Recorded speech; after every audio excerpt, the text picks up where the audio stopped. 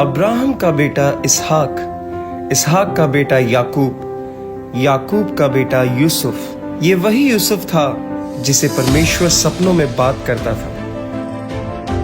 वो यूसुफ जो परमेश्वर के वचन के ऊपर विश्वास करने लगा, सच्चाई में, पवित्रताई में स्थिर रहकर परमेश्वर के साथ एक गहरे संबंध में चलने लगा।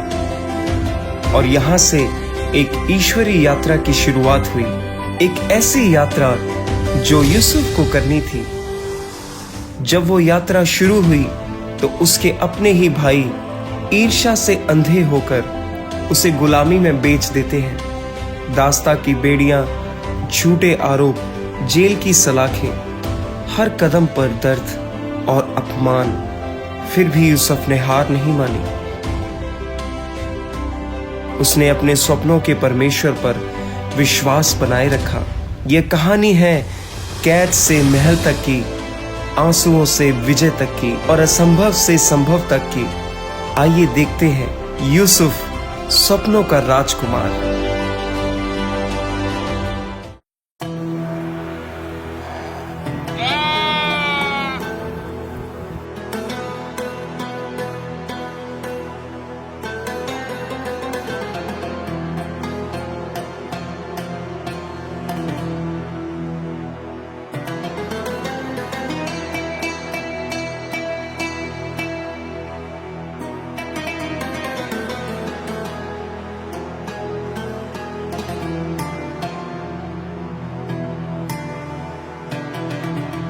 अरे यूसुफ के लिए तो मैं एक उपहार लेके आया था। यूसुफ, मेरे पुत्र, मेरी बात सुनो।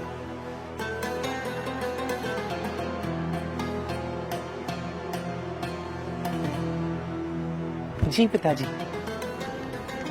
हे मेरे पुत्र, तू मेरे जीवन का आनंद है और मैं तुम्हारे लिए एक उपहार लेके आया हूं। क्या? रुको।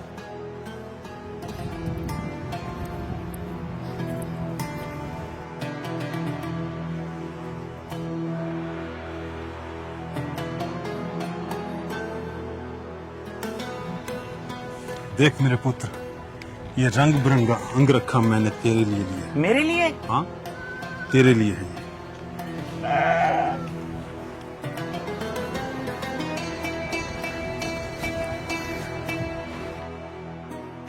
अरे वाह, ये तो बहुत सुंदर है पिताजी।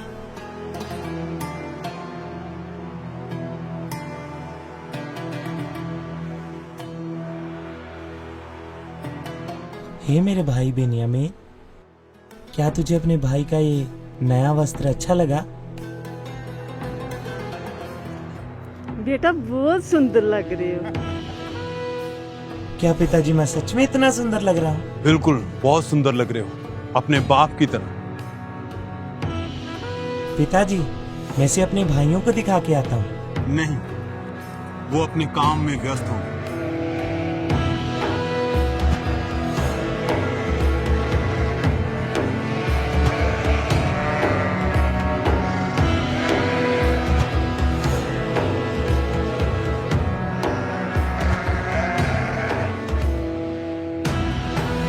मैं थोड़े समय में वापस आ जाऊंगा पिताजी। ठीक है, सूर्य ढलने से पहले आना।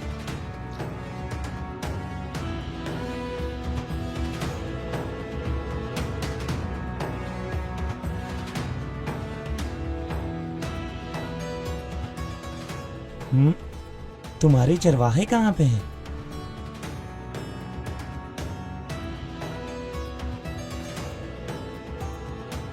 पता नहीं तुम्हारे चरवाहे कहाँ पे सो रहे होंगे। चलो चलते हैं।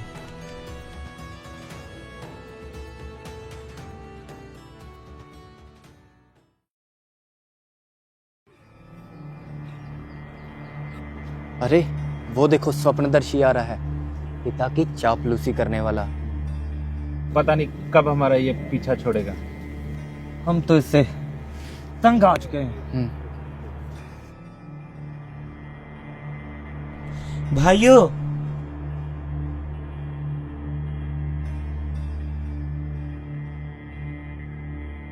भाइयों, क्या तुम है? यहाँ पे आराम कर रहे हो, तुम्हारी भेड़ें वहाँ पे तितर बितर हुई पड़ी हैं। जो काम करते हैं वही आराम करते हैं। तुम तो बस पिता की करना जानते हो, और तुम होते कौन हो मैं ऐसे बोलने वाले? छोटे हो तो छोटे बनकर रहो। और ये क्या पहना है तूने? मुझे लगता है पिता। हाँ, पिताजी ने मुझे दिया है। मुझे ये बहुत पसंद है। और देखा, पिताजी मुझसे कितना प्यार करते हैं, और उन्होंने मेरे लिए ये बनवाया है। कैसा लग रहा हूँ मैं? रुक, तुझे हम बताते हैं। फोड़ो फोड़ो। यहूदा, शमौन, छोड़ो उसे। तुम क्यों हर वक्त उसके पीछे पड़े रहते हो? जाओ जाकर अपना काम करो। उसे बच्चा जानकर तुम इतना चढ़ा रहे हो उसे। ये मेरे साथ ही ऐसा क्यों करते हैं हर बार? क्या इसमें मेरी गलती है कि मैं अपने पिता का सबसे चहेता हूँ? यूसुफ, जाओ जाकर उधर काम करो। क्यों? मैं उनके साथ क्यों नहीं जा सकता? मैं तुमसे बड़ा हूँ, तुमने सुना नहीं? जाकर उधर काम करो, जाकर भेड़ों को चराओ। ठीक है।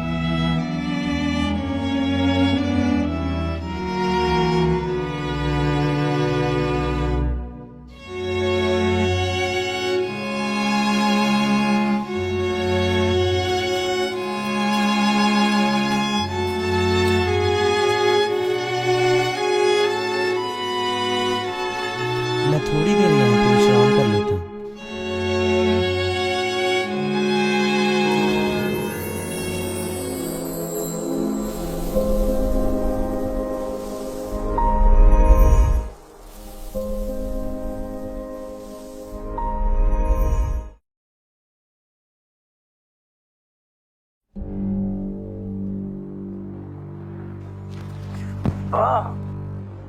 ये किस लिए? तुम काम के समय सो रहे हो। वो तो मेरी थोड़ी सी झपकी लग गई थी। थोड़ी सी झपकी? हे स्वप्नदर्शी, पिता की चापलूसी करने वाले, चल उठ और चल हमारे साथ।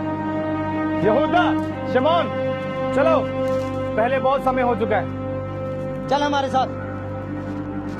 जल्दी करो।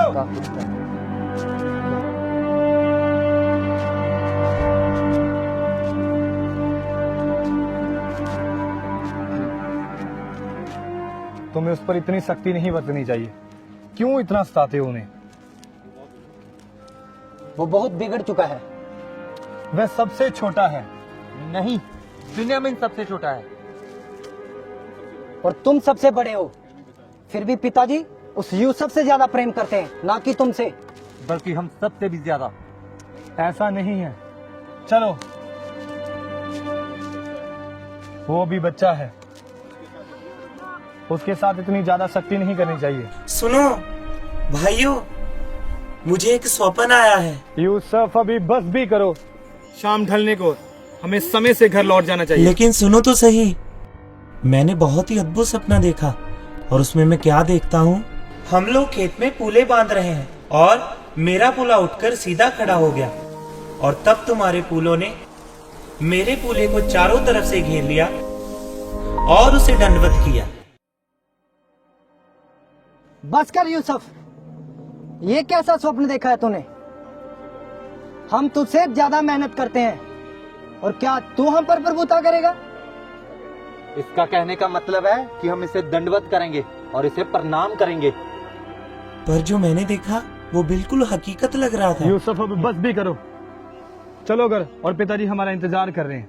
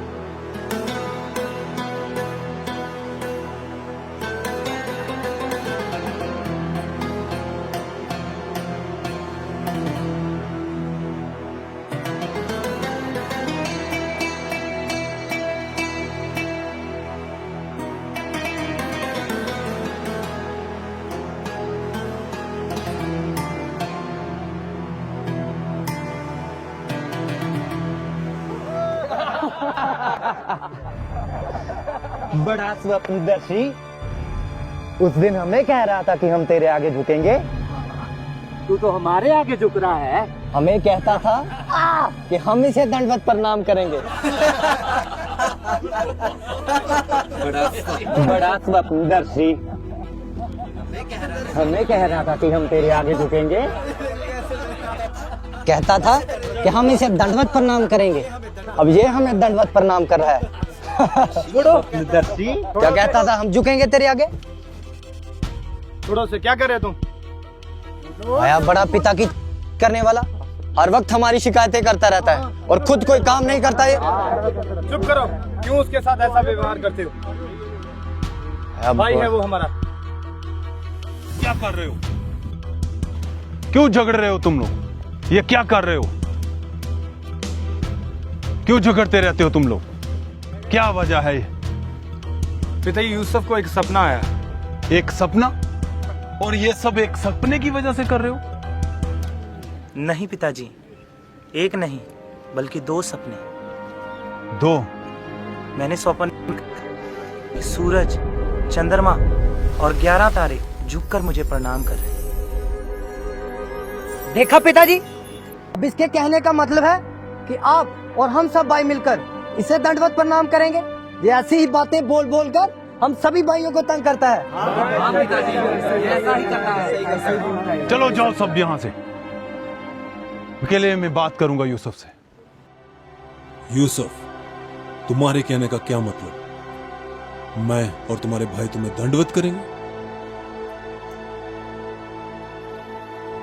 अपनी बातों को अपने हृदय में रखा कर। जाओ अब अपना काम करो।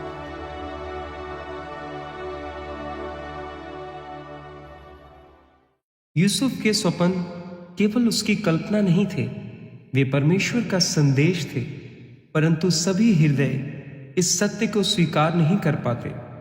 उसके भाइयों का मन ईर्ष्या से भर उठा और यहीं से शुरू हुआ एक ऐसा सफर जिसकी मंजिल वह खुद भी नहीं जानता था।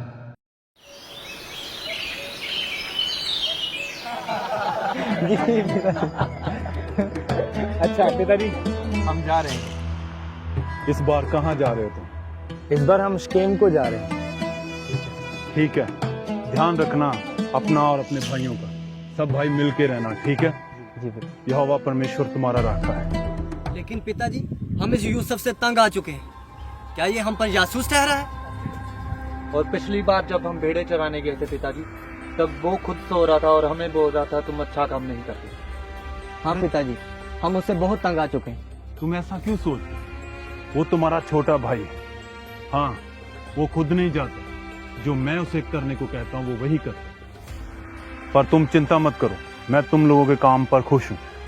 और तुम लोग जाओ, अच्छे से काम करना और अपना ध्यान रखना। लेकिन पिताजी वो, मैं तुम्हें क्या कह रहा हूँ? क्या तुम्हें समझ नहीं आ रहा है? क्या तुम मेरी आज्ञा का पालन नहीं करोगे? जाओ, यहोवा परमेश्वर तुम्हारा राखा है।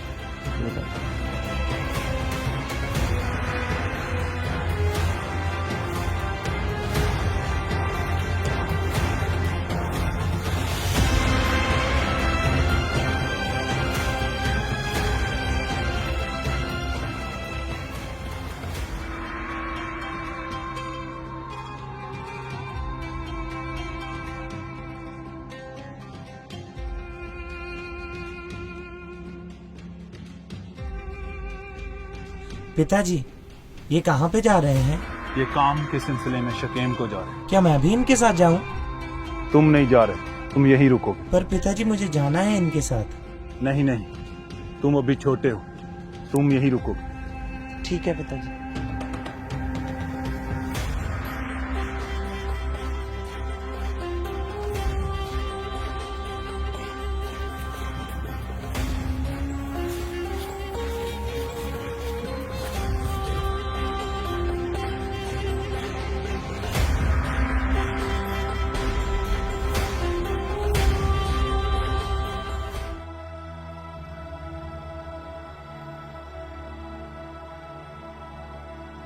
पिताजी, हाँ यूसुफ, मैं कुछ दिनों से देख रहा हूँ क्या आप कुछ उदास लग रहे हैं?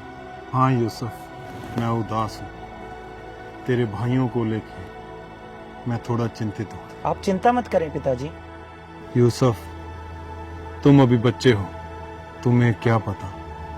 जब बाप बनोगे तो फिर तुम जानोगे कि जब बच्चे बाप के पास नहीं होते हैं तो उसे कितनी फिक्र होती है। पिताजी मैं जाता हूँ ना, उनकी खबर लेकर आऊंगा। नहीं, मैं चाहता हूँ तू मेरे पास रहे। पर पिताजी अब मैं बड़ा हो चुका हूँ, मैं जा सकता हूँ। नहीं, मैं फिर भी चाहता हूँ तू मेरे पास ही रहे।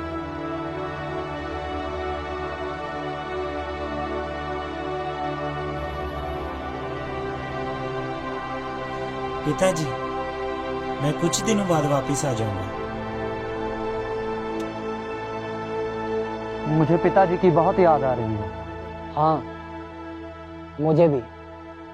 और उस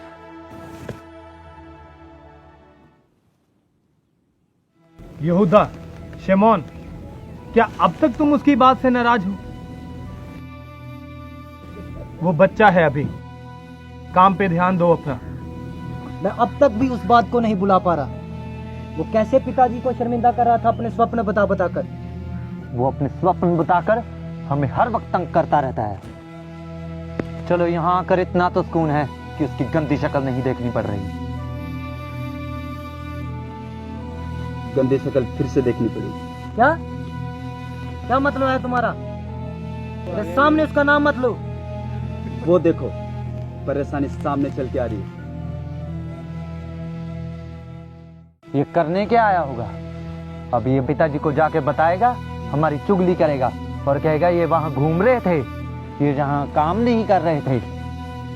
हर एक बात जाके पिताजी को बताएगा। कोई बात नहीं, आने दो इसे, इसका काम तमाम करते हैं।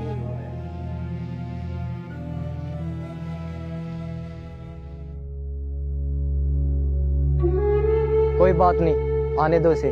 ये आ तो रहा है लेकिन वापस नहीं जाएगा। आज हम इसे खत्म कर देंगे। हाँ, आज इसे मार ही देंगे हम। यहूदा, ये क्या तुम घटिया बातें कर रहे हो? क्या तुम यूसुफ को मारना चाहते हो? खून बहाना पाप है। ये क्या तुम उसके लिए षड्यंत्र रच रहे हो?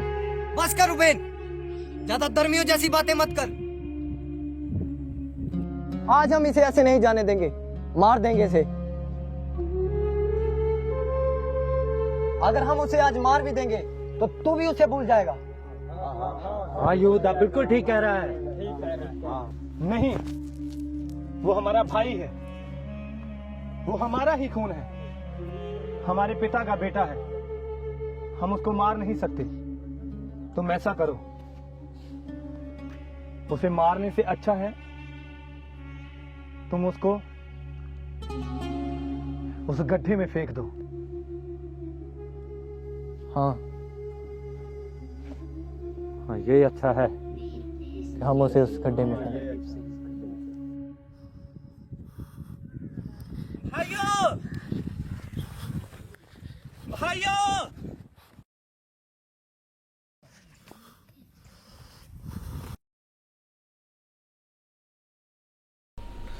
तुम चिंता मत करना, मैं तुझे बचा लूंगा। ये लो।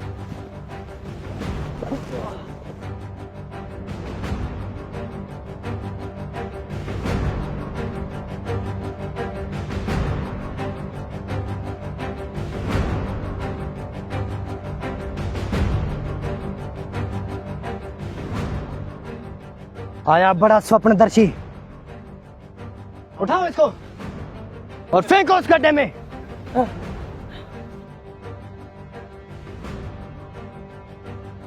जल्दी लाओ इसे और फेंको उसे इस गड्ढे में।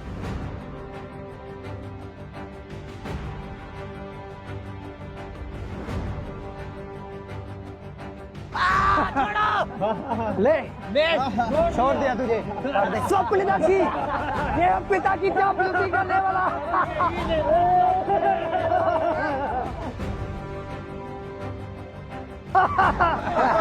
आया बड़ा स्वप्नदर्शी, हमको झुकाने वाला खुद झुक गया। कहता था हम इसे दंडवत प्रणाम करेंगे। अब यहाँ पर स्वप्न देख, स्वप्नदर्शी यहाँ पर लेटकर स्वप्न देख। आया बड़ा स्वप्नदर्शी, कहता था मुझे छोड़ दो, छोड़ दिया मुझे बाहर निकालो। रुबेन, रुबेन,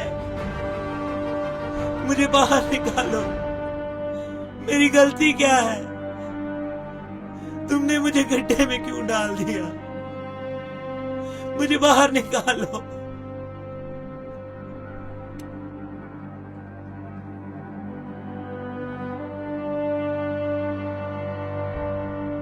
रुबेन रुबेन चिल्ला रहा है, इसे क्या मालूम कि रुबेन तो है नहीं यहाँ।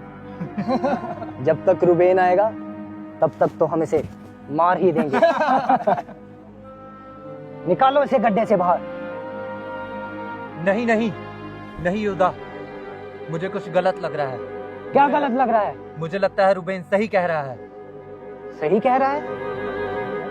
क्या मतलब है तुम्हारा? ये भी हमारे पिता का खून है, ये हमारा भाई है। हम इसे खत्म कर देंगे तो हमारे बाप का ही यही बेटा है। क्या मतलब है तुम्हारा? रुबेन सही कह रहा है भाई। तेरे कहने का मतलब है कि हम उसे छोड़ दें? जब ये सबने योजना बनाई थी तब तूने भी हमें सलाह दी थी कि उसे गड्ढे में फेंक दें। पर मैं तुमसे ये नहीं कह रहा कि उसको मार दें। हम उसके पाप के भागीदार क्यों बने? तो तू बता फिर क्या करें? तू भी उस रुबेन की तरह धर्मियों की जैसी बातें कर रहा है। अब बता हम क्या करें? वो देखो व्यापारी आ रहे हैं, हम उनसे बात करते हैं।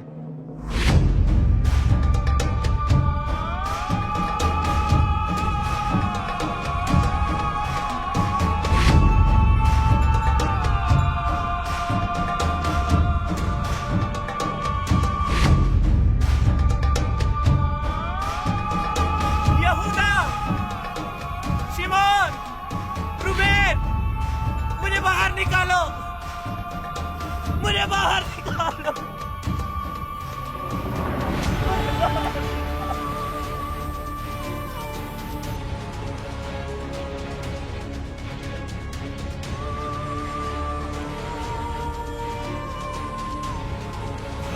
निकालो इसे बाहर, बाहर निकालो इसे।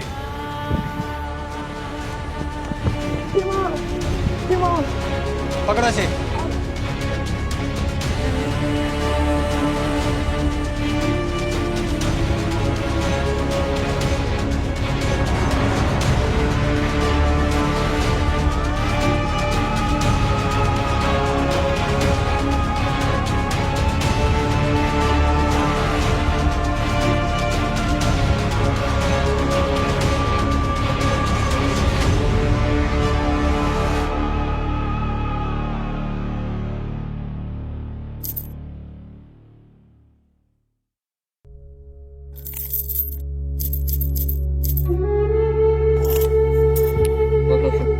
और चलो। यहूदा, शिमोन, लेवी, तुमने ऐसा क्यों किया? मुझे क्यों बेच दिया? यहूदा!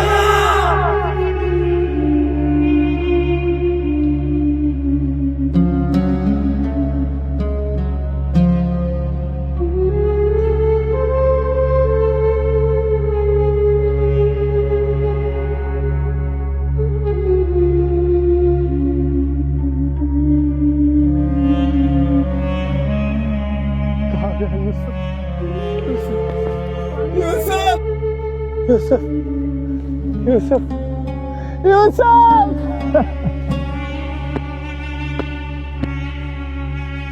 यूसुफ मेरे भाई।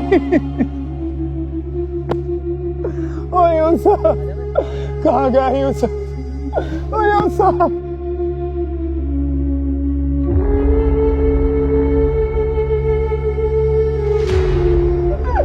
ओ यूसुफ, यहूदा कहाँ है यूसुफ? क्या किया तुमने उसके साथ? वही किया जो बहुत समय पहले कर देना चाहिए था। मतलब तूने उसे मार दिया? नहीं, बेच दिया उसे मैंने। हाँ, बेच दिया उसे मैंने मिस्रियों के हाथ।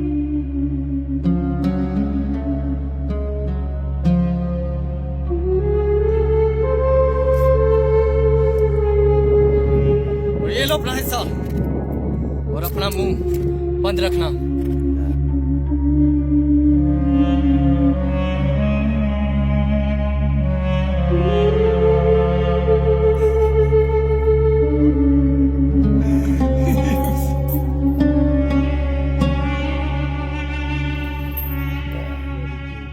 हम पिताजी को क्या जवाब देंगे?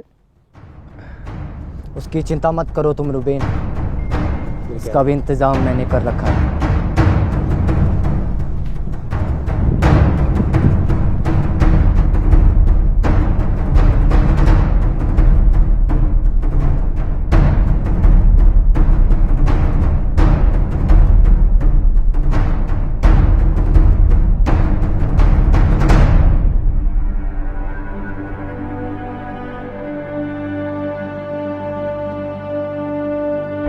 ये आपके पुत्र का है? हाँ, ये तो यूसुफ का है। ये मुझे जंगल में झाड़ियों में फंसा हुआ मिला। क्या? जी, ये मुझे जंगल में मिला, झाड़ियों में फंसा हुआ। मुझे तो लगता है किसी जंगली जानवर ने उसे मार दिया होगा। नहीं, क्या यूसुफ नहीं रहा? हे मेरे बेटे यूसुफ, यूसुफ, मेरा बेटा, मेरे बेटे यूसुफ, यूसुफ, ऐसा नहीं हो सकता है। मेरा बेटा यूसुफ, मेरे बेटे यूसुफ, मेरा पुत्र नहीं रहा। मेरे बेटे, मेरे पुत्र।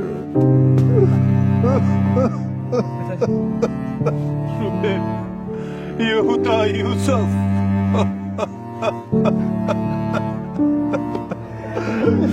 मेरा पुत्र यूसुफ, यूसुफ नहीं रहा। यूसुफ,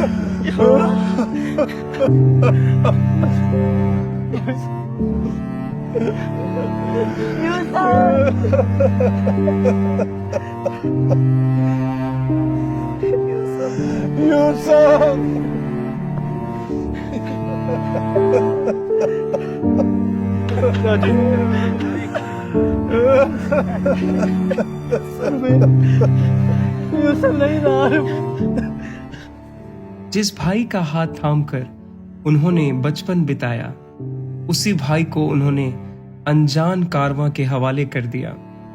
रेगिस्तान की तपती हवाओं यूसुफ की जिंदगी गुलामी की बेड़ियों में बंध गई।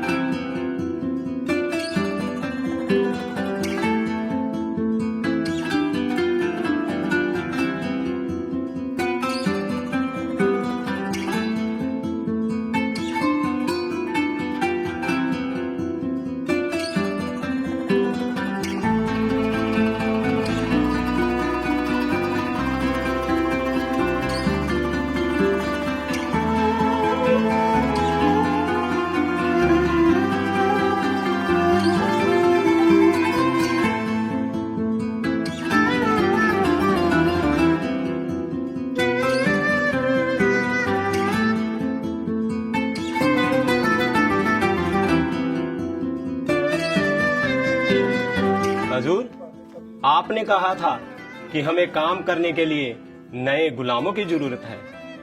ये देखिए गुलाम।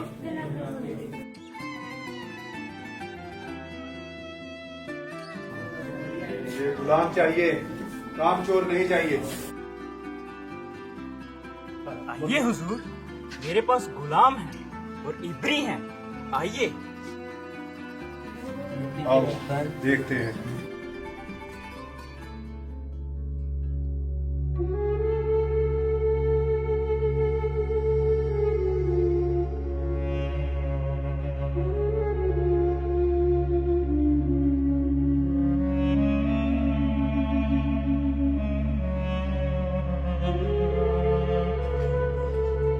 कौन है तुम और तेरा नाम क्या है? मेरा नाम यूसुफ है और मैं कनान से हूँ और मैं किसी का गुलाम नहीं हूँ। और तू क्या प्रधानमंत्री है? मुझे यही चाहिए। क्या दाम है इसका? हुजूर, आपके लिए सिर्फ 50 शेकल। 50 शेकल बहुत ज्यादा है, लेकिन इसके लिए दिए इसे लेकर आओ। ये लीजिए, और ये गुलाम हमें चाहिए।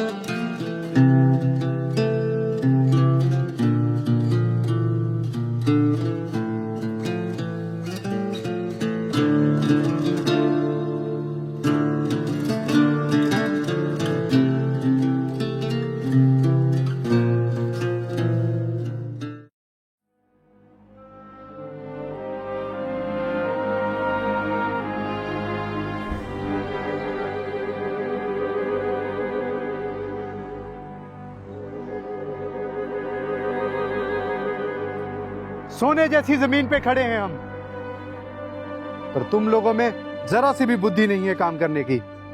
पर मालिक, हम तो दिल लगाकर काम कर रहे हैं। पर मैं तुम्हारे काम से संतुष्ट नहीं हूं।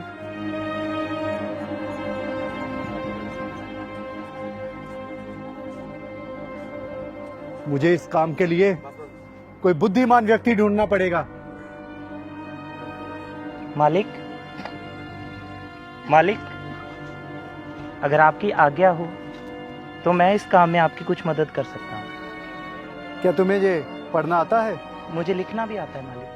तो बताओ, क्या सहायता कर सकते हो तुम मेरी?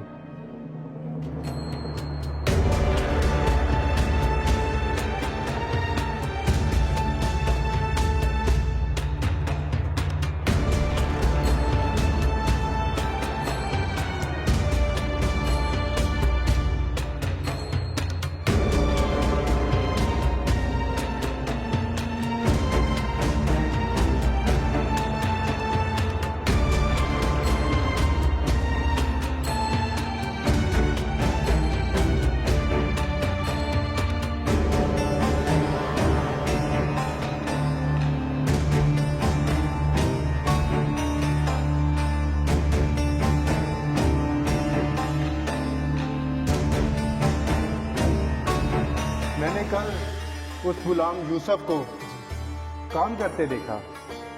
उसे लिखना आता है। उसका व्यवहार भी अच्छा है। मुझे लगता है कि वह धार्मिक भी है। मैं चाहता हूं कि मैं सारे घर के ऊपर और अपने सारे कामकाज के ऊपर उसे अधिकारी ठहराऊं। जाओ और यूसुफ को तैयार कर लेकर आओ। जाओ।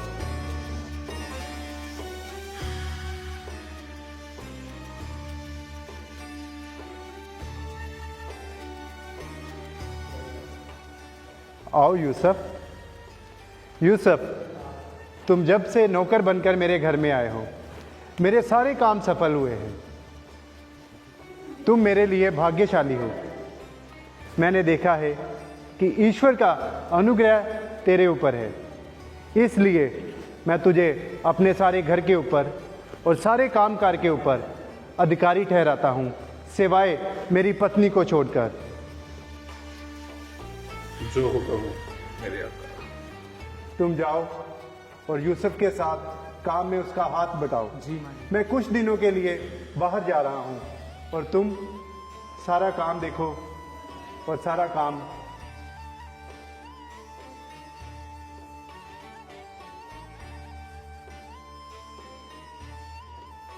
अरे अरे सीधे हो जाओ, सीधे हो जाओ। मालकिन आ रही है। मालकिन की जय हो, मालकिन की जय हो।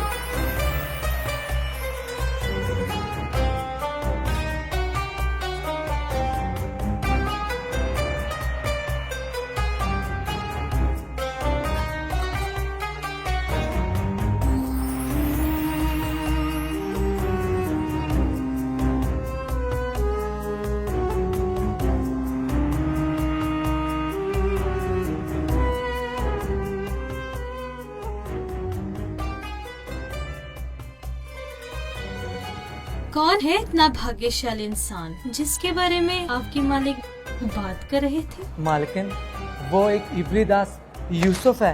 यूसुफ!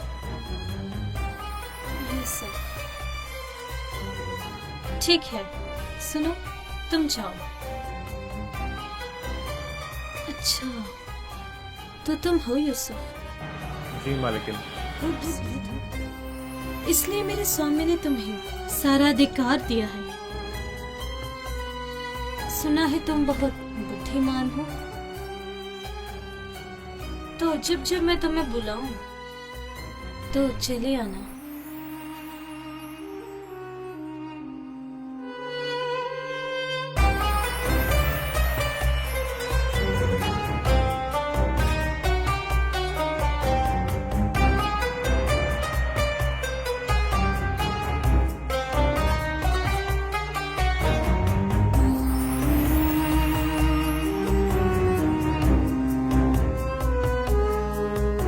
यूसुफ को बुलाया जाए।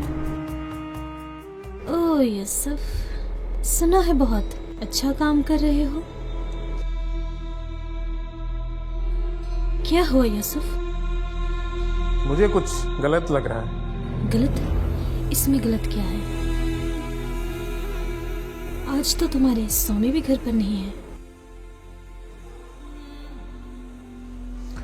चाहे मालिक घर पे हो या ना हो, पर मुझे उस यहोवा परमेश्वर का डर है। यहोवा परमेश्वर? वह कौन है? वो सब कुछ जानता है और उसे सब कुछ दिखता है, और व्यभिचार करना एक पाप है।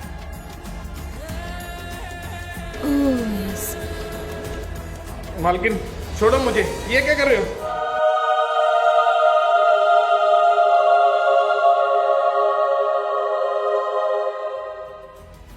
यूसुफ, अब देख मैं तेरा क्या हल करती हूँ।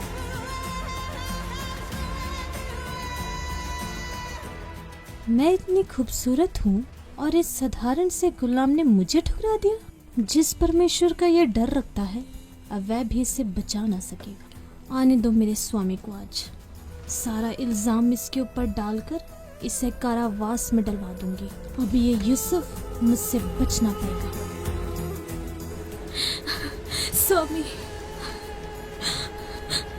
क्या हो गया? आपको वो दास यूसुफ, जिसे अपने सारे घर पर अधिकार दिया है। क्या किया उसने? उसने मेरे साथ। नहीं, यूसुफ ऐसा कुछ नहीं कर सकता।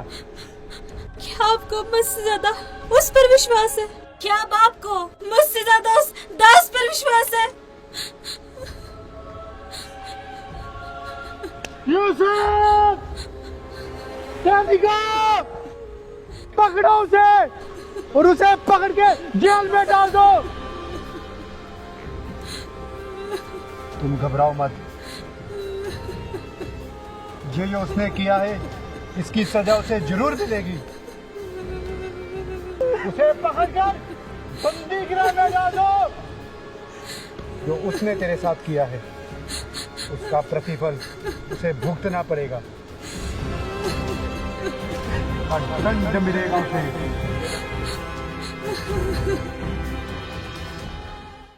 झूठे आरोप, टूटी प्रतिष्ठा और कैद की अंधेरी सलाखें पर यूसुफ का हृदय अडिग रहा।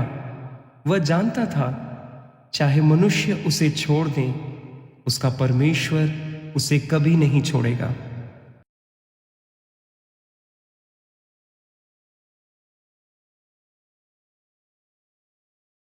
यूसुफ सुन, तुझे पता है आज तेरे साथ जहां दो और कैदी आ रहे हैं, उनमें से एक राजा फिरौन का पिलानेहार और एक पकानेहार है। पर उनका दोष क्या है? उनका दोष यही है कि उन्होंने राजा फिरौन को दुखी किया है, और यही दोष उनके लिए काफी है। यूसुफ, मुझे पता है तू जहां काफी देर से रह रहा है, और तेरा यहां रहना मेरे लिए आशीष का कारण है, और मैं चाहता हूं तू जहां पे रहकर मेरे सब कामकाज की और मेरे कैदियों की देखरेख कर। सुनो, तुम इसीलिए आशीषित हो क्योंकि मेरा यहोवा परमेश्वर मेरे संग रहता है।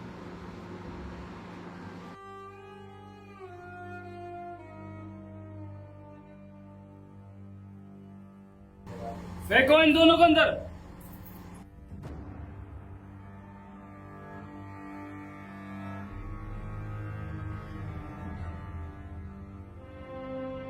हमें बचाओ, हमें छुड़ाओ, हमारी कोई गलती नहीं है, हमारा कोई कसूर नहीं है, हमने कुछ नहीं किया, हमें बचाओ, हमें छुड़ाओ, हमें छुड़ाओ।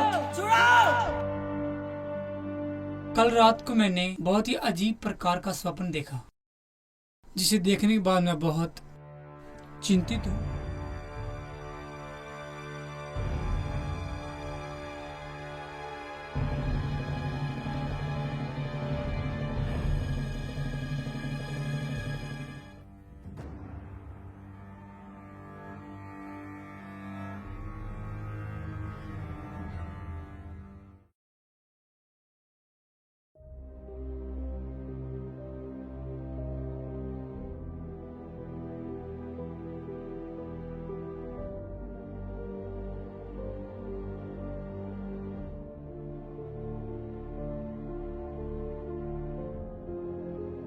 बहुत उदास लग रहे हो। तुम दोनों क्यों उदास हो?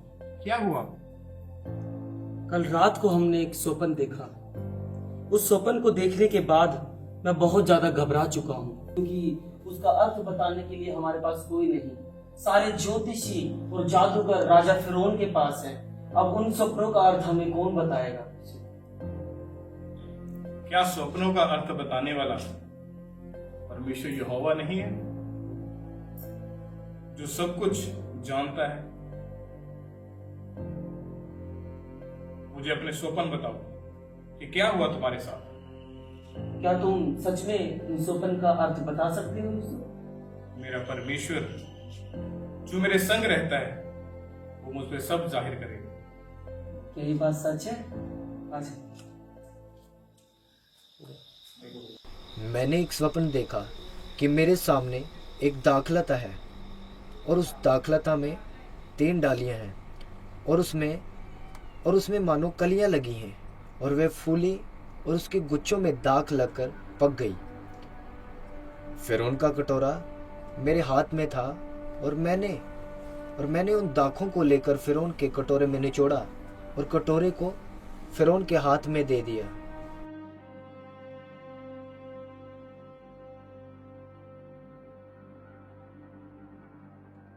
तीन डालियों का मतलब है 3 दिन।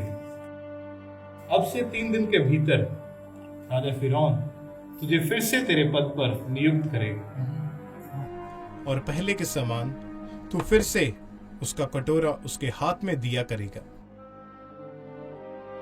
मेरी एक बात याद रखना, जब तू अपने पद पर दोबारा से नियुक्त कर दिया जाए तो राजा से मेरी चर्चा करना, क्योंकि मैं एक इब्री पुरुष हूं और धोखे से मुझे बेचा गया, और अब भी मैं बिना किसी कसूर के इस जेल में बंद हूं। जब राजा तुझे ये अच्छी खुशखबरी दे तो मेरी चर्चा राजा फिरौन से करना।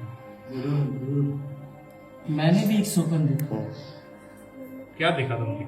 मैंने देखा कि मेरे सिर पर 3 टोकरियां हैं, उन सफेद रोटी की 3 टोकरियां हैं, और राजा फिरौन के लिए उस टोकरी में सब पकी पकाई वस्तुएं रखी हुई हैं।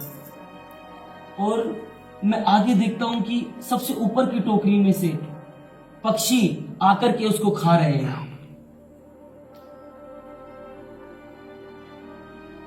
और इस स्वप्न के बाद मैं बहुत ज्यादा डर गया। ये क्या है? 3 टोकरियां मतलब 3 दिन। ये सच में मैं भी इसके समान उसी पद पर आ जाऊंगा? नहीं, इन 3 दिनों के भीतर राजा फिरौन तेरा सिर कटवाकर तेरी लोथ को वृक्ष के ऊपर टंगवा देगा और पक्षी तेरी लोथ को नोच नोच कर खा जाएगा। नहीं, ये सही नहीं है। तुम कोई ज्योतिषी नहीं हो सकता। ये सब गलत। ऐसा कभी नहीं होगा मेरे साथ। ऐसा कभी नहीं हो सकता। तुमने उसके विषय में तो सही अर्थ बताया, परंतु मेरे विषय में सही अर्थ नहीं बताया। ऐसा कभी नहीं होगा।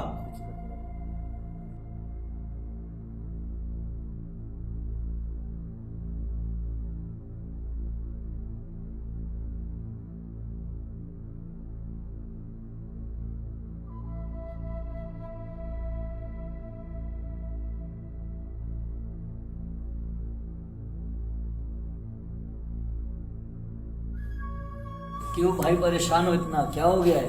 इतने चिंतित क्यों हो तुम? क्या तुम नहीं जानते? आज 3रा दिन है और उसने जो मेरे विषय में स्वप्न बताया, मुझे डर है कि मेरे साथ क्या होगा। और मुझे बहुत डर लग रहा है क्योंकि आज 3रा दिन है, कहीं उसका कहा हुआ सच ना हो जाए। ज्यादा चिंतित मत हो, शांत हो जा, परेशान ना हो, कुछ नहीं होगा। तुम्हें क्या फिक्र है? उसने तेरे विषय में तो सही स्वप्न का अर्थ बताया, परंतु मेरे विषय में उसने सही नहीं बताया, तो मुझे डर लग रहा है कि मेरे साथ क्या होगा। कुछ नहीं होगा, शांत रहे, कुछ नहीं होगा, चिंता ना कर। तुम चुप रहो।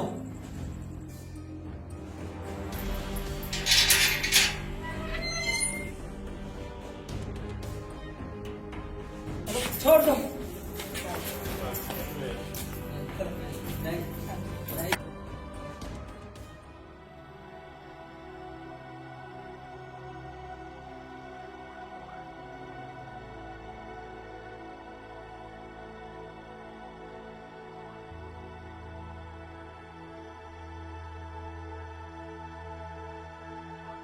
मेरा परमेश्वर मेरे संग है, उसने मुझे कभी भी छोड़ा नहीं। वो मुझे छुड़ाए या ना छुड़ाए, अभी वो मेरा परमेश्वर है। और मुझे उस सच्चे परमेश्वर के ऊपर पूरा विश्वास है कि वो मुझे इस कैद से छुड़ा लेगा और ऊंचा करेगा।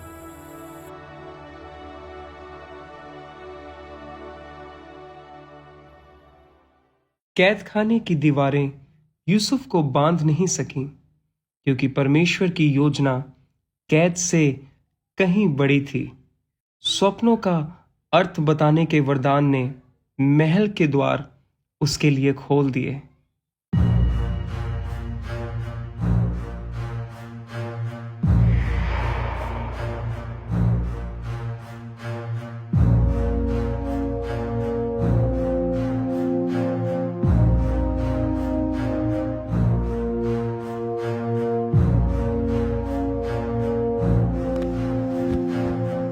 क्या पूरे मिस्र देश में कोई भी ऐसा भविष्यवक्ता या ज्योतिषी नहीं जो मुझे मेरे स्वप्नों का अर्थ बता सके?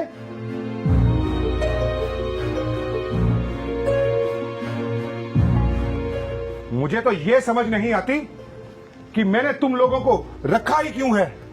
मुझे लगता है कि मैं मूर्खों के बीच में घिर गया हूं। तुम सब के सब मूर्ख हो। क्या पूरे मिस्र देश में तुम्हें कोई ऐसा एक भी मनुष्य नहीं जानता जो मेरे व्याकुल मन को शांत कर सके? क्या मैंने निकम्मों की फौज भर्ती कर रखी है? सबके सब मूर्ख लगते हैं मुझे।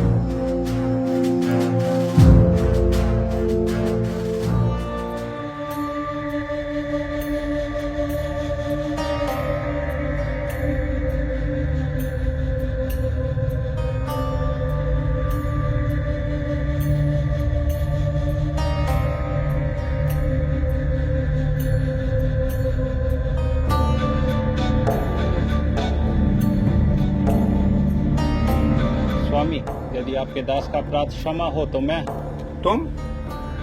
तुम क्या कर सकते हो इस विषय में? यदि हमारे देश के इतने बड़े बड़े भविष्यवक्ता और ज्योतिषी कुछ ना कर सके तो तुम मेरी सहायता क्या करोगे? स्वामी, जब 2 वर्ष पहले मैं कारावास में था तो वहां एक व्यक्ति था जिसने मुझे मेरे स्वप्न का उत्तर दिया। सुना तुम लोगों ने कुछ? मुझे वो व्यक्ति इसी समय मेरे दरबार में चाहिए।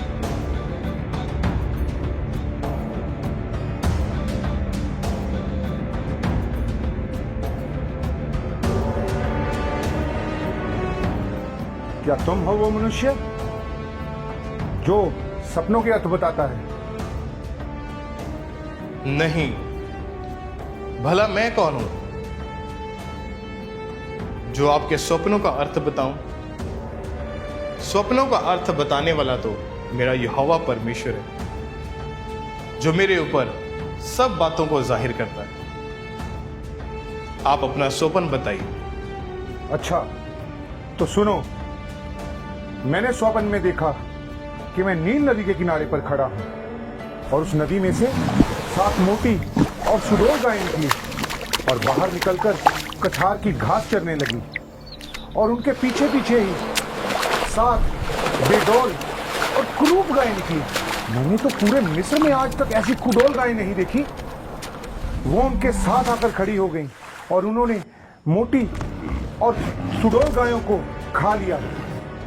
फिर मुझे नींद आ गई और मैं सो गया और मुझे फिर एक और स्वप्न आया और उस स्वप्न में मैं क्या देखता हूं कि एक ही डांट पर 7 अन्न से भरी हुई और बहुत सुंदर 7 बालें निकली और उनके पीछे पीछे पुरवाई से मुरझाई हुई 7 बालें निकली और उन पुरवाई से मुरझाई हुई 7 बालों ने उन अनाज से भरी हुई बालों को खा लिया।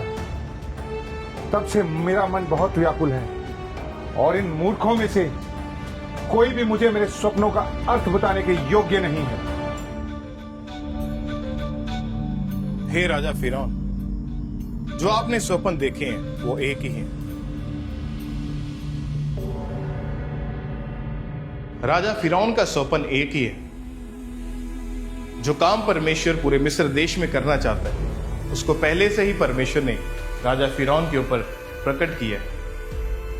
जो स्वप्न में आपने 7 अच्छी अच्छी गायें देखी, यानी वो 7 वर्ष है, और जो 7 बालें देखी वो भी 7 वर्ष है।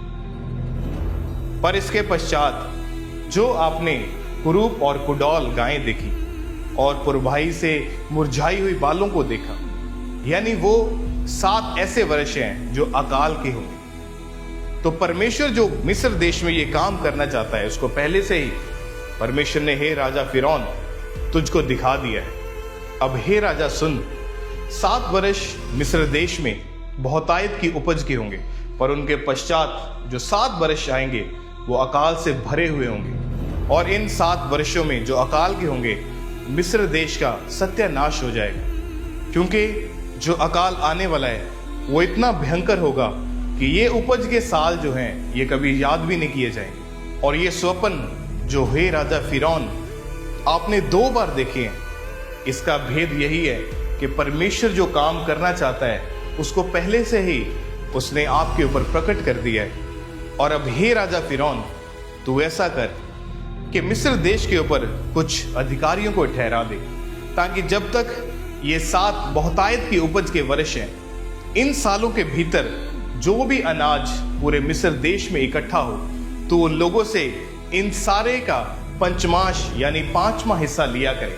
और इन 7 वर्षों के भीतर जो भी अनाज इकट्ठा हो उनको नगर नगर के भंडारों में जहां पर भोजन वस्तु इकट्ठा की जाती है वहां पर रखा जाए, ताकि जब आने वाले समय में 7 वर्ष जो अकाल के आएंगे उनमें हे राजा इसी अनाज को बांटकर तू अपने देश को सुरक्षित बचा सकेगा। और अब हे राजा तू बुद्धिमान है, तू बड़ा है और समझदार है, तो तू अब ऐसा कर कि कुछ लोगों को नियुक्त कर दे, किसी को प्रधानमंत्री नियुक्त कर दे, ताकि वो इस सारे काम को पूरी खराई और बुद्धिमानी से करे, ताकि जो बुरे 7 वर्ष आने वाले हैं उनमें एक भी मिस्री का नुकसान ना होने पाए। और हे राजा, तू सबकी निगाह में और ऊंचा हो जाएगा। तुम्हें जो परमेश्वर ने इतना ज्ञान दिया है कि तुम्हारे तुल्य कोई भी समझदार नहीं, इसलिए आज से मैं तुझे इस देश के ऊपर प्रधानमंत्री ठहराता हूं। केवल राजनीति के विषय में मैं तुझसे ऊंचा ठहराता और मेरी सारी प्रजा तेरी आज्ञा माना करेगी। यूसुफ, अपना हाथ आगे बढ़ाओ।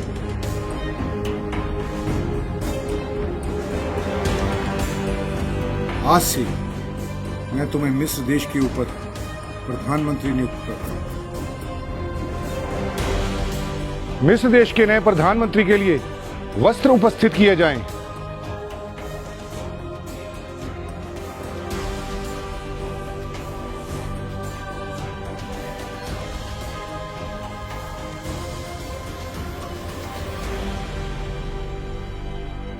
यूसुफ, ये तुम पर बहुत अच्छा लगेगा।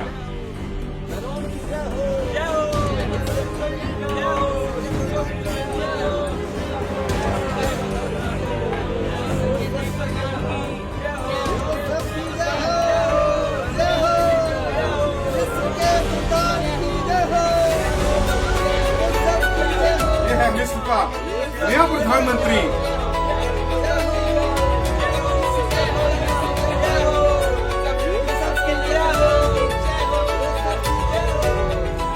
मेरे परमेश्वर, मैं आपका धन्यवाद करता हूँ कि आपने मुझे कभी छोड़ा नहीं। जब मेरे अपने भाइयों ने मुझे गड्ढे में फेंका और मुझे बेच डाला, तभी तूने मुझे छोड़ा नहीं। जब मैं बेचा गया और एक दास की तरह मुझसे काम करवाया गया, तब भी तूने मुझे नहीं छोड़ा। जब मैं जेल खाने में बंद था और कोई मेरी सुनने वाला नहीं था, वहां पर भी तूने मुझे एक उच्च अधिकारी बनाया। और आज तूने मेरी शर्मिंदगी को जड़ से खत्म करके मुझे पूरे मिस्र देश के ऊपर प्रधानमंत्री ठहराया। परमेश्वर, मैं ये वायदा करता हूं कि मैं सारी उम्र आपकी सेवा करूंगा और इसी तरह से आपके साथ वफादार बना रहूंगा। मेरा विश्वास है आप हमेशा मेरे साथ हैं। जिन्होंने मेरे साथ बुराई की, मैं उन्हें क्षमा करता हूं। जिन्होंने मेरे साथ धोखा किया, मैं दिल की गहराइयों से उन्हें माफ करता हूं। जिन्होंने मुझ पर जुर्म किए, उन्हें मैं क्षमा करता हूं। क्योंकि हे परमेश्वर, आपने मुझे कभी छोड़ा नहीं और मैं ये वफादारी आखिरी सांस तक आपके साथ बनाए रखूंगा। मैं आपका धन्यवाद करता हूं। आप महान परमेश्वर हैं। वही युवक जिसे कभी एक दास समझकर बेचा गया, आज मिस्र के सिंहासन के दूसरे स्थान पर बैठा है। यह कोई संयोग नहीं, यह परमेश्वर की अद्भुत योजना का परिणाम है। बेटो, मैंने सुना है मिस्र में अनाज बिक रहा है और हम यहाँ पर एक दूसरे की ओर देख रहे हैं। अगर ऐसे ही बैठे रहेंगे तो निश्चय ही मर जाएंगे। हाँ पिताजी, आपने सही सुना। मिस्र के गोदाम भरे हुए हैं। फिर देर किस बात की? तुम लोग जाओ, अनाज को खरीद कर लाओ ताकि हम उसे खाएं और जीवित रहें। लेकिन पिताजी, मिस्र तो बहुत दूर है, रास्ता लंबा और खतरनाक भी है।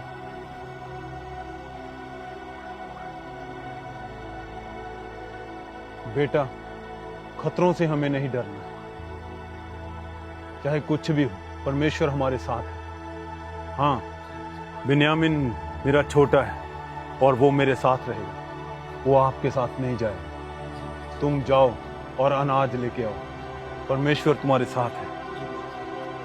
जैसा आप कहते हैं पिताजी, हम वैसा ही करेंगे। हम मिस्र जाएंगे और बिन्यामीन आप ही के साथ रहेंगे। ठीक है, अब तुम जाओ और मिस्र से अनाज खरीद कर लाओ और लौटते समय रास्ते में सावधान रहना। जी।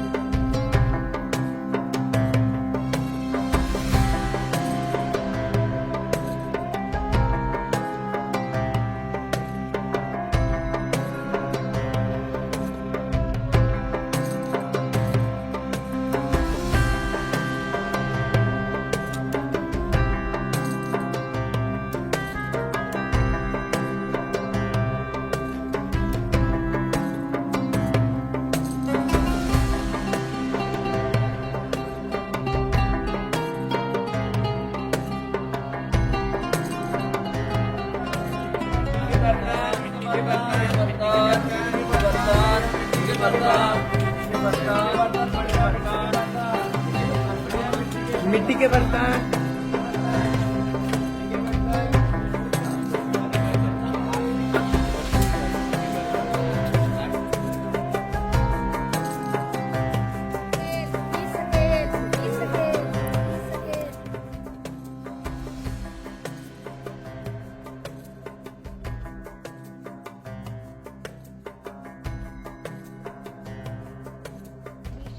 इससे ही पूछता है।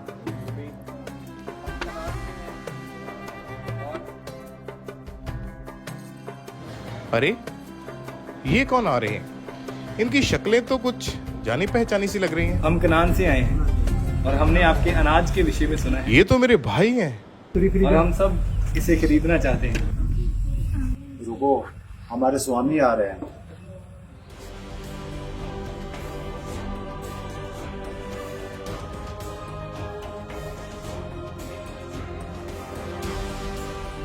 मिस्र के प्रधान, जल्दी करो, हम सब इन्हें दंडवत करते हैं।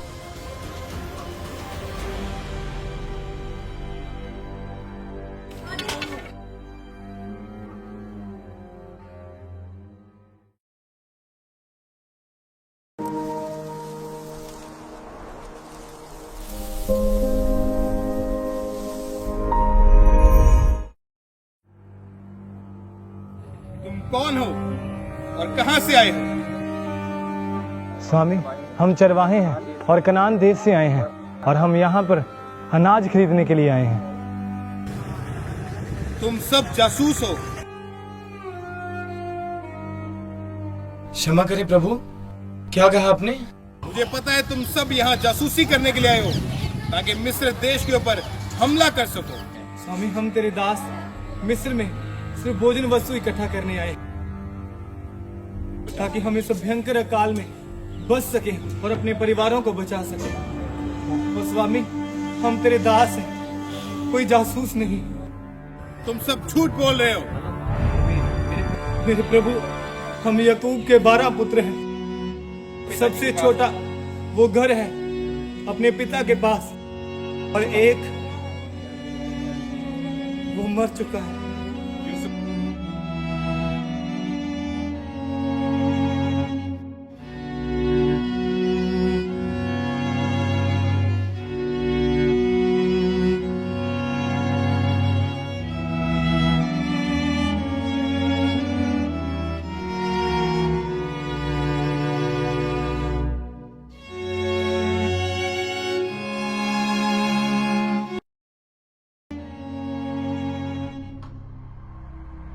नहीं, तुम झूठ बोल रहे हो। तुम सब जासूस हो, सबके सब जासूस हो। सैनिकों, पकड़ लो इन्हें और बंदी गृह में डाल दो।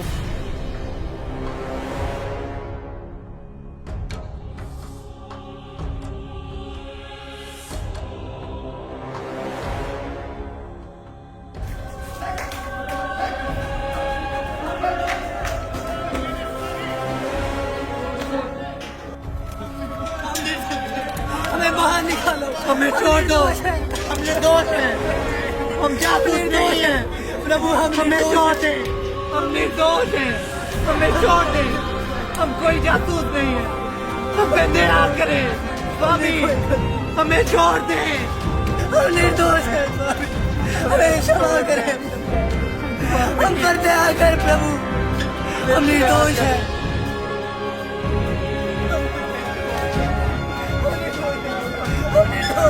हम निर्दोष हैं, हम जासूस नहीं, हम पे दया कर, हम निर्दोष हैं, निर्दोष हैं,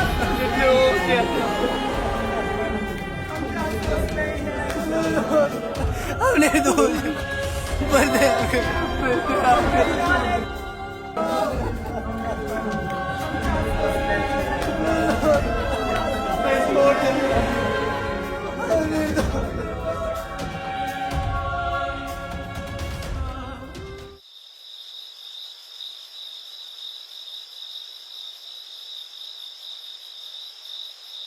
तो यार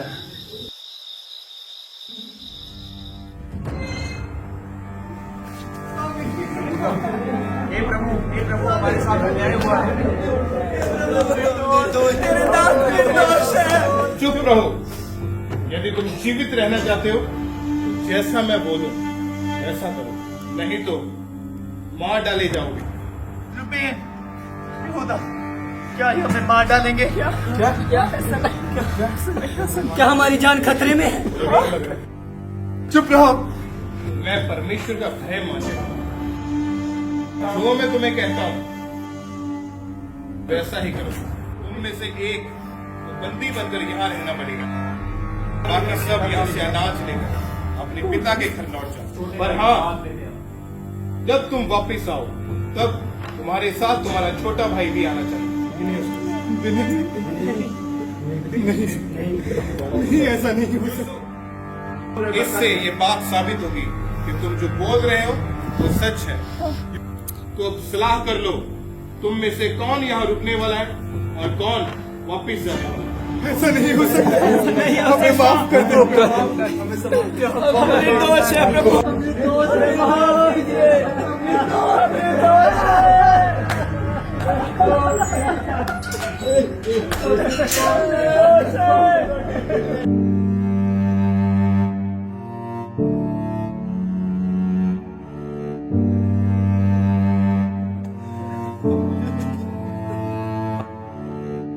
और इसलिए कि हमने अपने भाई यूसुफ के साथ गलत किया।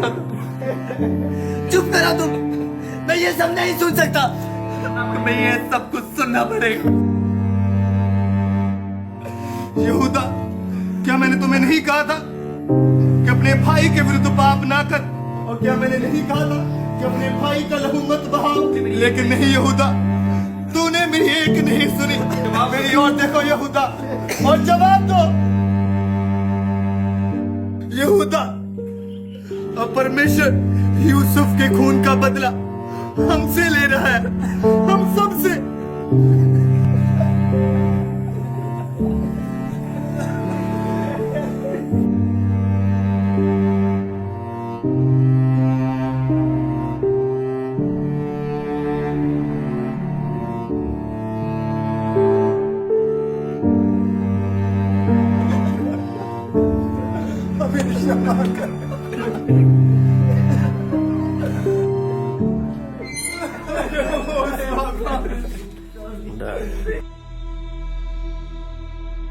सैनिकों, इसे पकड़ लो, यही कैद में रखो। मुझे छोड़ दो, मुझे छोड़ दो। तुम निकलो, निकलो जल्दी से, अपनी भोजन वस्तु उठाओ, निकलो यहाँ। निकलो यहाँ, छोड़ दो मुझे, निकलो, निकलो, छोड़ दो, रुबेन, यहूदा।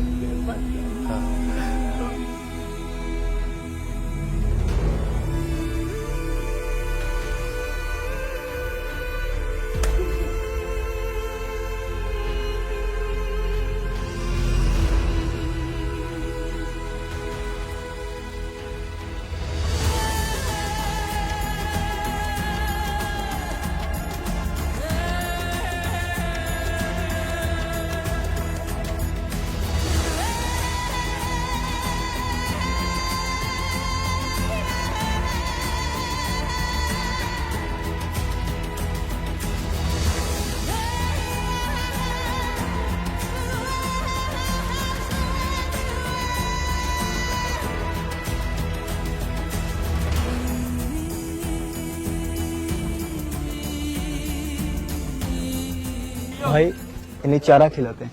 हाँ नाथ हो चुके, पिताजी बहुत खुश होंगे। अरे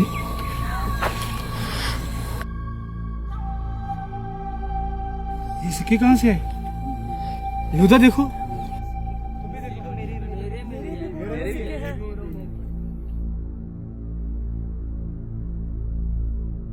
अरे रुबेन, मेरी बोरी में से भी सिक्के निकले हैं। तुम्हारे भी? तुम्हारे? हाँ, हमारी सभी की बोरियों में से सिक्के निकले हैं।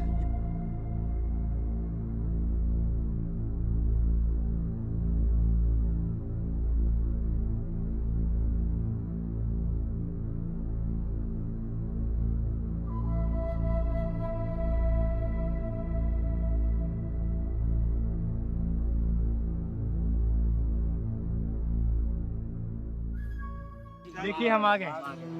पिताजी, मेरे पुत्र, मैं बहुत ही खुश हूं। मेरा परमेश्वर यहोवा तुम्हें आशीषित करे। लेकिन शमौन कहाँ है शिमोन? क्या हुआ उसके साथ? रूबेन, क्या हुआ उसके साथ? तुम सब झूठ बोल रहे हो। मेरे प्रभु, हम याकूब के 12 पुत्र हैं। सबसे छोटा वो घर है अपने पिता के पास, और एक वो मर चुका है। नहीं, तुम झूठ बोल रहे हो। तुम सब जासूस हो, सब के सब जासूस हो। सैनिकों, पकड़ लो इन्हें, जल्दी करें बेटा।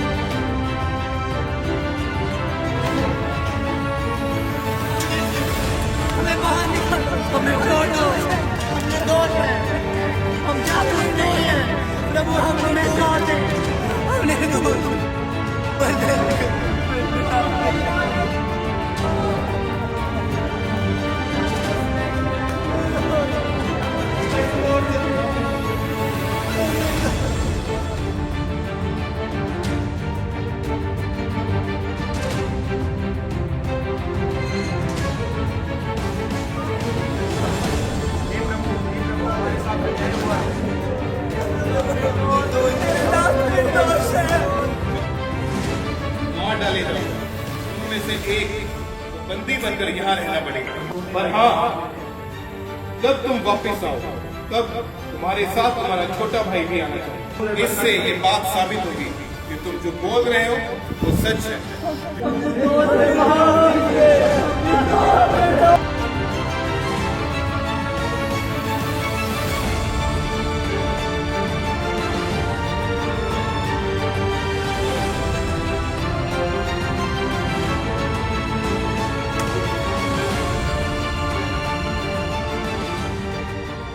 इस तरह उसने हमारे भाई शिमोन को कैद कर लिया और हमें ये ढेर सारा अनाज देकर यहाँ भेज दिया। और उसके बाद जब हमारे दिल उस घटना से भरे हुए थे, तो जब हमने अपने गधों के ऊपर जो थैले रखे थे उनको देखा, तो उनमें वही सिक्के पड़े थे जो हमने अनाज के लिए उनको दिए थे।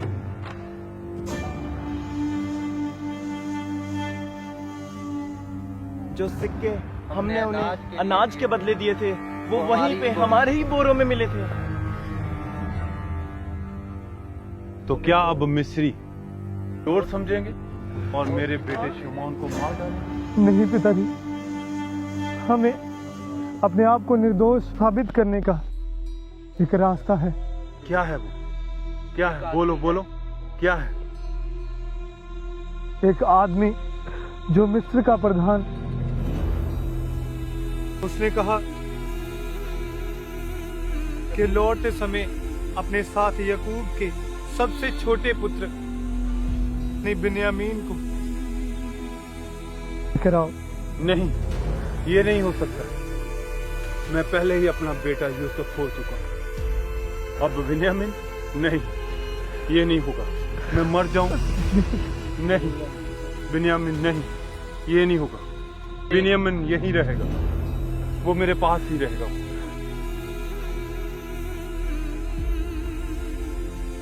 लेकिन पिताजी, उसने कहा कि वो तब तक शिमोन को नहीं छोड़ेगा जब तक हमारा सबसे छोटा भाई यानी बिन्यामीन हमारे साथ मिस्र में नहीं जाता। वो मेरे पास ही रहेगा यहाँ, वो नहीं जाएगा। पिताजी,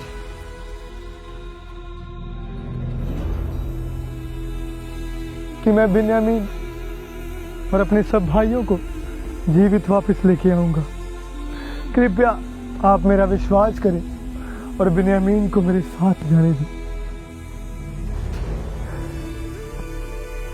ठीक है, मैं विश्वास करता हूं कि मैं तुम सबको दोबारा फिर से देखूं। बिन्यामीन, बिन्यामीन,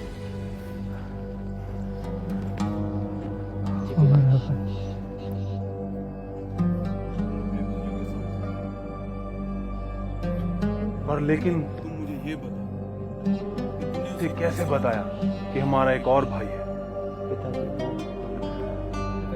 पिताजी, उसने हमें अपनी बातों में इतना उलझा लिया था कि हमें कुछ समझ नहीं आया। लेकिन हमने तो सिर्फ उसकी बातों का उत्तर दिया था। पता नहीं कैसे हम उसकी बातों में आ गए। हाँ पिताजी।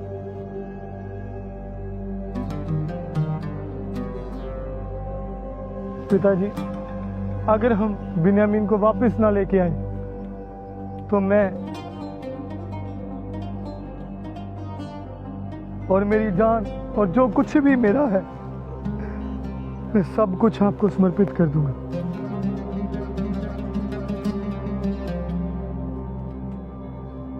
ठीक है मेरे पुत्र, तूने प्रधान जी के लिए तोहफे तो ले लिए हैं ना? जी पिताजी। अगर ये परमेश्वर की इच्छा है और वो मेरे प्रिय पुत्र को भी लेना चाहता है तो मैं इसे स्वीकार करूंगा। जाओ बिन्यामीन, तुम अपने भाइयों के साथ जाओ। परमेश्वर तुम्हें आशीषित करे।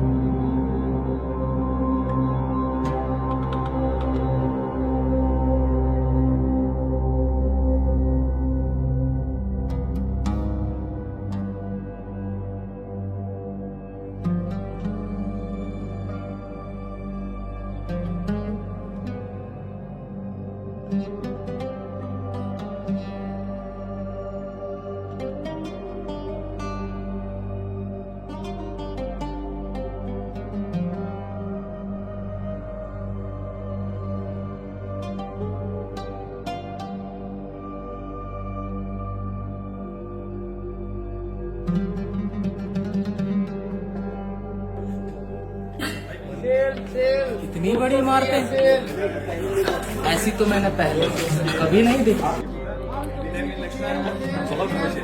हाँ भाई, बिन्यामीन की चेहरे की खुशी देख रही है।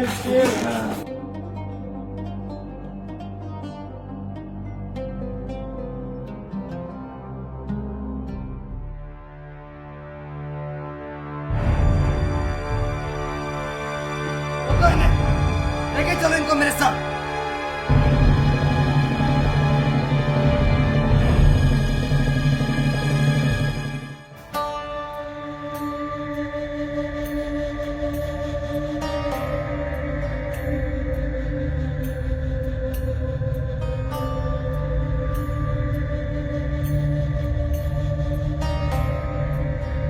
अनाज की थैली में जो धन रखा था वो हमने तेरे सैनिकों को लौटा दिया। अब हम नहीं जानते कि घर जाते समय वो धन हमारे थैलों में कहां से आया। हम पे दया कर, हमने कोई चोरी नहीं कही, हम पे दया कर स्वामी। चिंता मत करो, आपके परमेश्वर ने आपकी सहायता की होगी। तुम्हारा धन मेरे पास पहुंच गया है।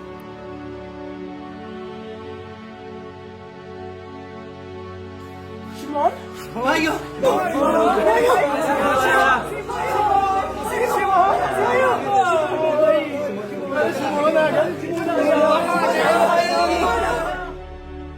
आओ, मैं तुम्हें अपने स्वामी के घर लेके चलता हूँ।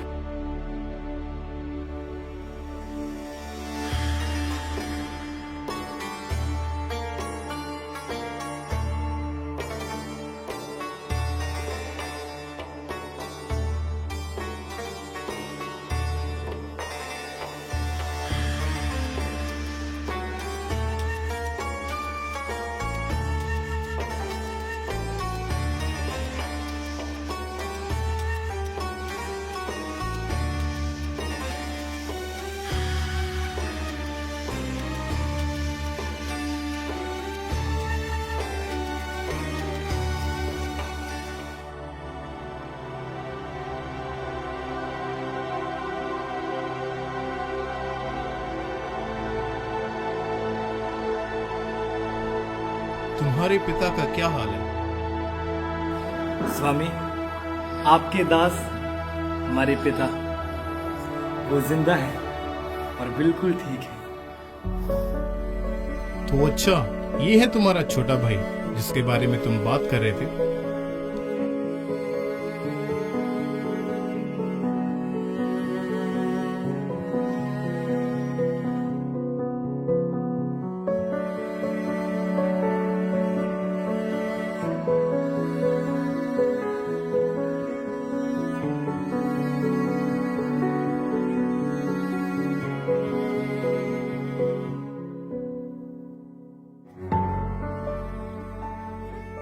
बिन्यामीन, वो तुम्हें क्या कह रहे थे?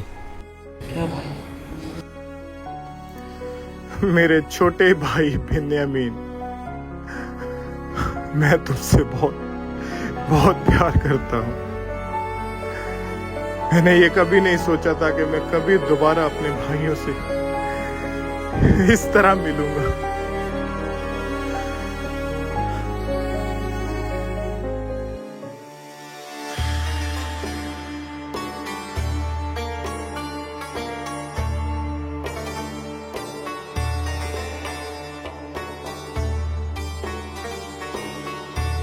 परमेश्वर तुम्हारे संग है मेरे छोटे।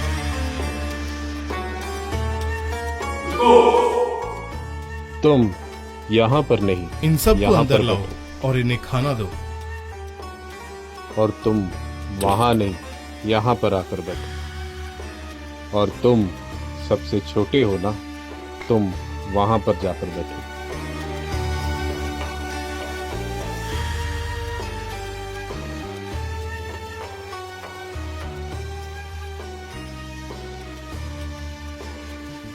रुबेन, क्या तुमने एक बात पर ध्यान दिया कि हमें हमारी उम्र के हिसाब से बिठाया गया है, जैसे हमारा जन्म हुआ है। ठीक है, छोड़ो।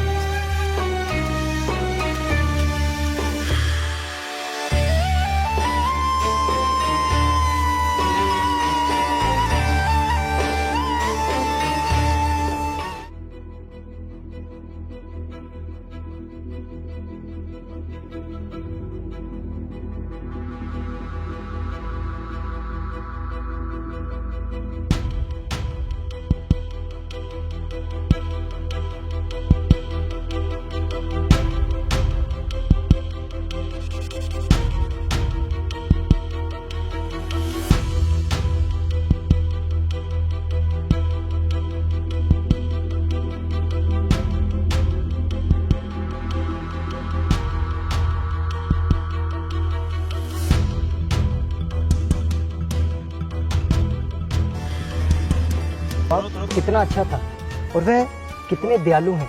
हाँ यहूदा, मैं बहुत खुश हूँ कि उन्होंने हम जैसों को अपने पास बिठाकर खाना खिलाया।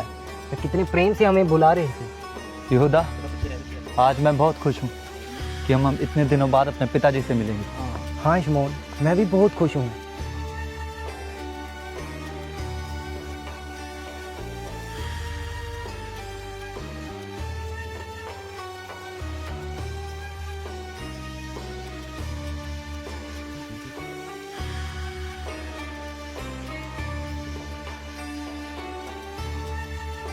ये क्या है? ये किसने चुराया? और ये किसके थैले से निकला है? ये तुम सभी चोर हो। थैला तो मेरा है, लेकिन मैंने इसे नहीं चुराया। हम भला ऐसा क्यों करेंगे? आपको कोई गलत फहमी हुई? क्या है? ये कहाँ से आया? पकड़ लो सिपाहियों उन सबको।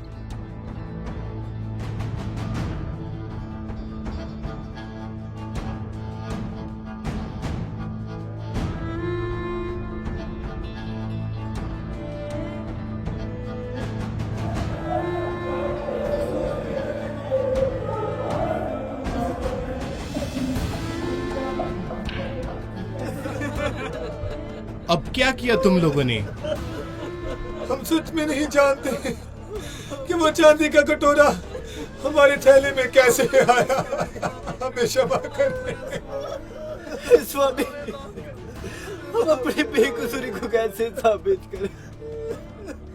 क्या हम सब ने इतना बड़ा गुनाह कर दिया कि जो हम सब गुलाम बन के रहे? हम कैसे अपने आप को साबित करें स्वामी? अपने आप को कैसे साबित करें?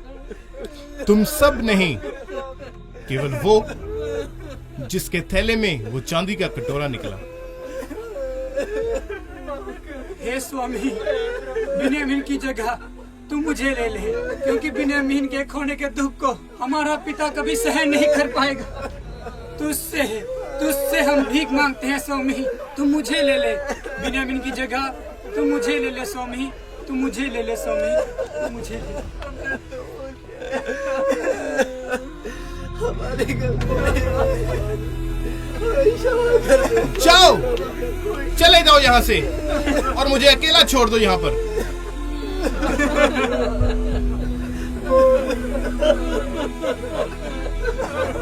मैं तुम्हारा भाई यूसुफ हूँ।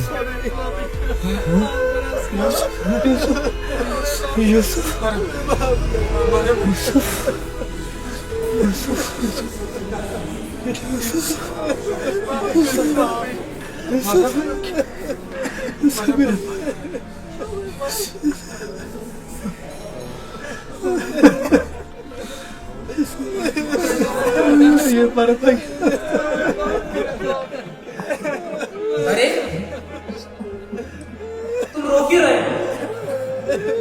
ये तो आनंद मनाने का समय है, इसमें डरने की क्या बात है? हमारा भाई यूसुफ जीवित है, ये तो बहुत खुशी की बात है। तुम डर भी रहे हो, ये तो आनंद मनाने का समय है, तुम रो भी रहे हो। हमारे भाई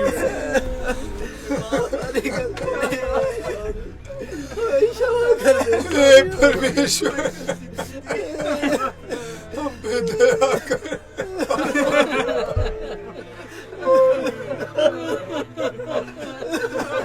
ये सिर्फ और सिर्फ मेरी गलती है।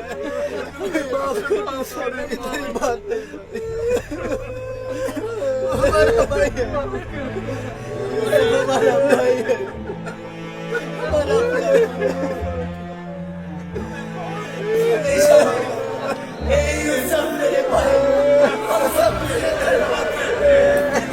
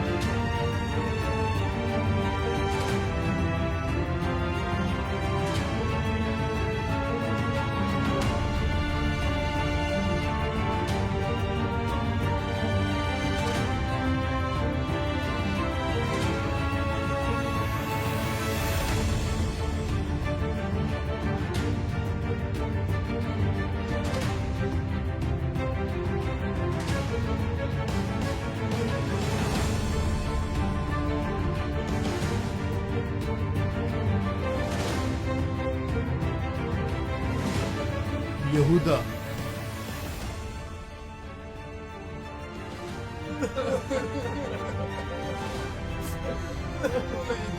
शमौन, मैं वही तुम्हारा भाई हूं जिसे तुम लोगों ने गुलामी में बेच दिया।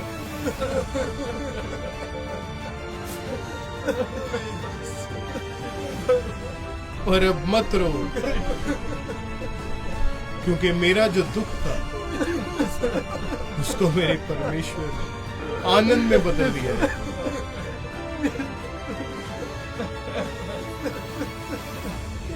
तुम सब मेरे भाई हो। मेरी गलती नहीं है, मैंने तुझे बेच दिया। मुझे क्षमा कर, मुझे क्षमा कर, माफ कर। परमेश्वर ने मेरे सारे दुख आनंद में बदल दिया है।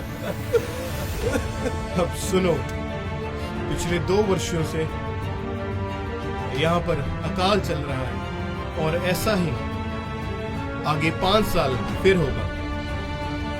यहाँ पर ना तो कुछ बोया जाएगा और ना ही कुछ काटा जाएगा, पर मेरी वफादारी को देखकर परमेश्वर ने मुझे इस काबिल बनाया है कि मैं लोगों की जिंदगियों को बचाने के लिए एक बड़ा काम कर सकूं। परमेश्वर ने मुझे ऊंची पदवी दी है। तुम सब मेरे भाई हो, मैं तुम सब से प्रेम करता हूं।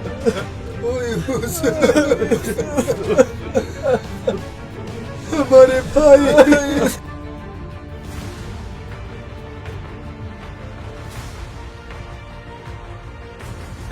पिताजी, शमौन, बिन्यामीन, तुम सब कुशल से? पिताजी, आपके लिए एक और बहुत बड़ी खबर है। क्या? मिशन में सब कुछ ठीक ठाक है? जी पिताजी। जी, आपका बेटा, हम सबका भाई, अब यूसुफ भी जीवित है। हाँ पिताजी, और वो मिस्र का प्रधान बन चुका है। पिताजी, पिताजी, यूसुफ जीवित है। हम सभी ने उसे अपने गले से लगाया और अब वह चाहता है कि आप भी हमारे साथ चले और इस अकाल के दिन में हम सब जीवित रह सके। हाँ पिताजी। क्या मेरा बेटा यूसुफ जीवित? जी पिताजी, हमारा भाई यूसुफ जीवित। चलो, मैं उसे मिलना चाहता हूँ, जल्दी चलो।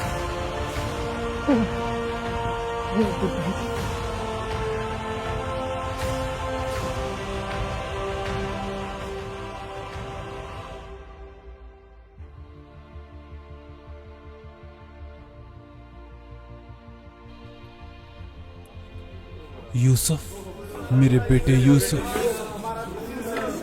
मेरे बेटे।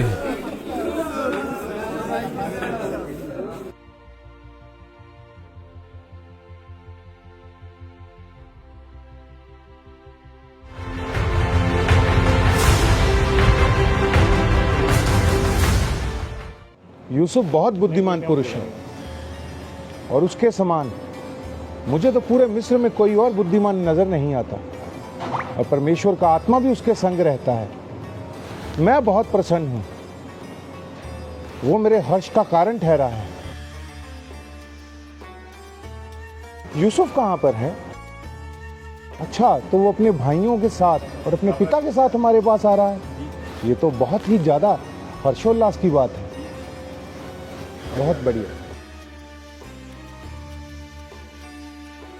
आओ यूसुफ, मैं तुम्हारी ही प्रतीक्षा कर रहा था। हे राजा फिरौन, ये मेरे भाई हैं जो कनान देश से यहाँ पर आए हैं। अच्छा, तो ये तुम्हारे भाई हैं? हे हमारे स्वामी, हम कनान से चरवाहे हैं और सालों से हमारे बाप दादा यही काम करते हैं, और कनान में भारी अकाल पड़ने के कारण हमारी भेड़ बकरियों के पास कुछ खाने को चारा ना रहा, और इसलिए हम आपके देश में परदेसी बन के रहना चाहते हैं। तुम लोग व्यर्थ चिंता क्यों करते हो? तुम्हारा भाई यूसुफ, इसे मैंने पूरे मिस्र पर प्रधान ठहराया है, और तुम लोग चिंता कर रहे हो। यूसुफ, तुम्हारे भाई व्यर्थ चिंता कर रहे हैं। यूसुफ, रहते इनको चिंता करने की आवश्यकता नहीं।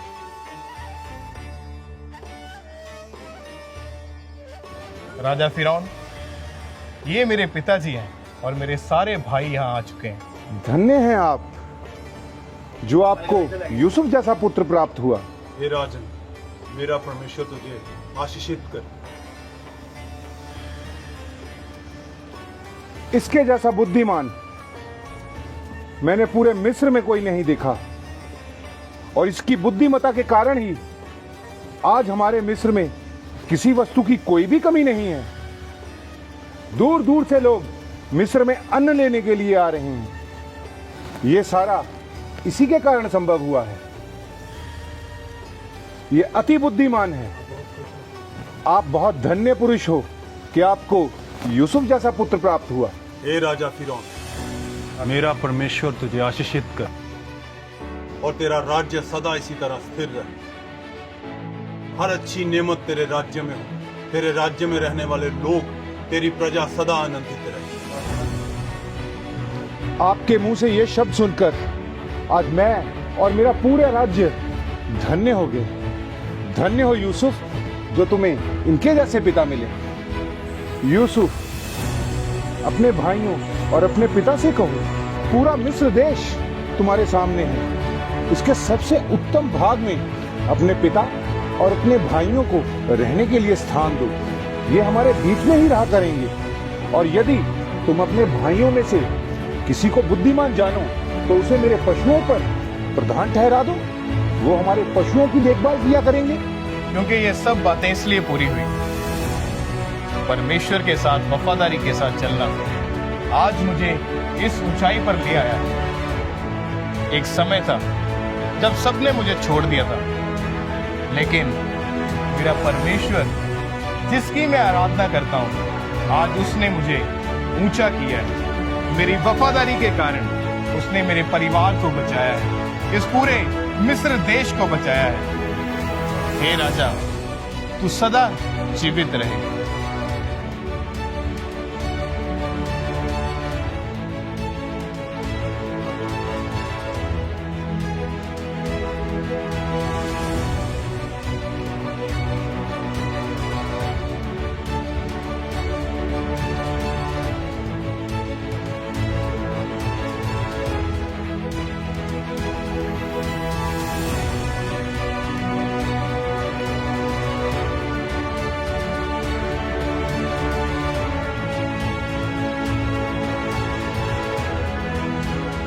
जिस युवक को उसके ही अपने भाइयों ने दास समझकर बेच दिया था, वही युवक आज मिस्र का प्रधान बन गया, जिसे उन्होंने खत्म करने की ठानी। परमेश्वर ने उसे और ऊंचा उठा दिया। वर्षों की पीड़ा, विश्वासघात और आंसू, सब कुछ एक उद्देश्य के लिए था, ताकि यूसुफ उस समय पर खड़ा हो जब अकाल पूरे देश को निगल रहा था और अपने ही भाइयों को, अपने ही परिवार को मृत्यु से वो बचा सके। यूसुफ ने प्रतिशोध नहीं चुना, उसने क्षमा को चुना। उसने अपने अतीत को नहीं, परमेश्वर की योजना को देखा। और यही योजना हमें सिखाती है, चाहे अंधकार कितना भी गहरा क्यों ना हो, यदि हम परमेश्वर के प्रति विश्वास से योग्य रहें तो उसकी ज्योति अवश्य चमकती है। यूसुफ की कहानी यहीं समाप्त होती है, पर विश्वास और क्षमा की यह विरासत सदा जीवित रहेगी।